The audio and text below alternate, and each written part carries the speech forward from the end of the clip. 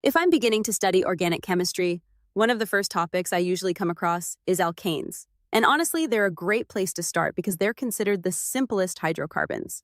So what exactly does that mean? Alkanes are organic compounds made up of only carbon and hydrogen atoms. What makes them different from other hydrocarbons is that they contain only single bonds between carbon atoms. There are no double bonds and no triple bonds, just single CC and CH bonds throughout the molecule. Because of that, alkanes are known as saturated hydrocarbons. When I hear the word saturated here, it means that each carbon atom is bonded to the maximum number of hydrogen atoms possible in that structure. So in a way, these molecules are full of hydrogen. Another important idea is the general formula for alkanes, which is CnH2n plus 2. This formula works for open-chain alkanes, where N represents the number of carbon atoms. So if I have one carbon atom, the formula becomes CH4, which is methane. If I have two carbons, I get C2H6, which is ethane. 3 carbons gives me C3H8, or propane. This pattern keeps going, and it makes it much easier for me to predict the formula of a simple alkane. The infographic also shows the homologous series of alkanes.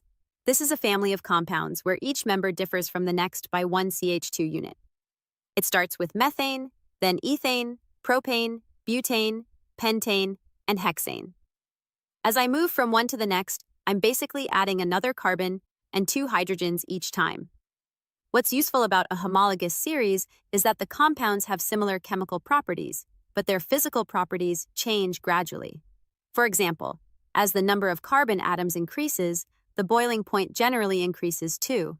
That happens because the molecules get bigger and heavier, and the forces between them become stronger. This is why the physical state of alkanes changes as the molecules get larger. Smaller alkanes like methane to butane are usually gases at room temperature. As I go higher up the series, they can become liquids, and eventually even solids for very large molecules. Now, looking at their properties, alkanes are generally non-polar molecules. That means they don't mix well with water since water is polar. So if I try to dissolve an alkane in water, it won't work very well. But they do dissolve in non-polar solvents. Chemically, alkanes are also relatively unreactive under normal conditions. That's one reason they're sometimes described as stable. Since they only have strong single bonds, they don't react as easily as compounds with double or triple bonds. Still, that doesn't mean they do nothing.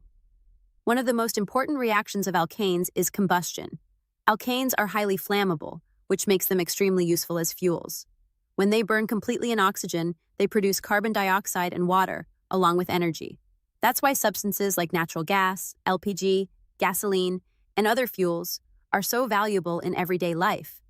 Alkanes can also undergo substitution reactions, especially with halogens, although this usually requires specific conditions like light or heat.